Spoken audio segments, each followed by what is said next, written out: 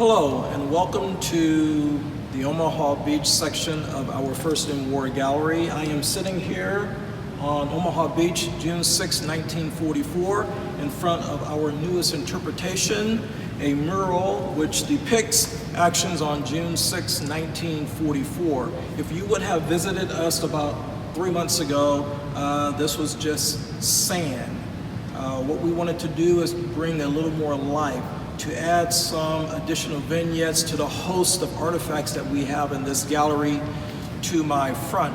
There are about 6 interpretations on this wall, and this actually was just finished on March the 13th. So we never got to share it with anyone. So our doors on that exact same date, which is one of the reasons why we wanted to share some of this with you. And even for those of you who like artwork, this is a professional piece of art with great detail.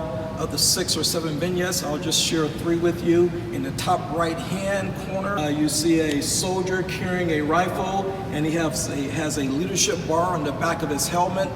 Talk about detail. That action Lieutenant Jimmy Monteith, who has actually just returned to the beach. After landing on the beach, he leads some of his men up on a bluff. He recognized 2 of the few tanks that made it to the beach. He comes back down and leads them through a minefield. He is one of the Medal of Honor recipients of the 1st ID, actually in the 16th Infantry Regiment during World War II. Right here behind me, you see 5 medics, and the one in the middle represents Charles Shea, who is a Native American. There were many Native Americans who landed on D-Day, World War II, integrated throughout the force. And just like our first responders today, right on the front line, doing what they need to do to help make us safe, Charles Shea and the medics were there pulling people out of the water, treating people on the beach in the face of the Germans firing down upon them. And either right behind my head or over my right shoulder, you may recognize some more detail in the painting. There's a helmet that has a horizontal bar on it, but mainly you can see soldiers in different uniforms.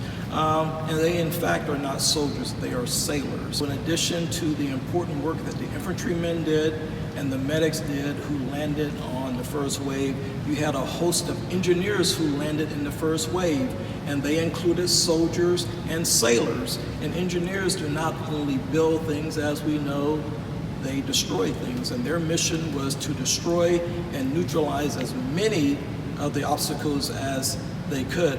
The soldiers were responsible for the obstacles above water, and the sailors were responsible for the obstacles below water. So come visit us and learn about some of the other stories on this mural. Thank you.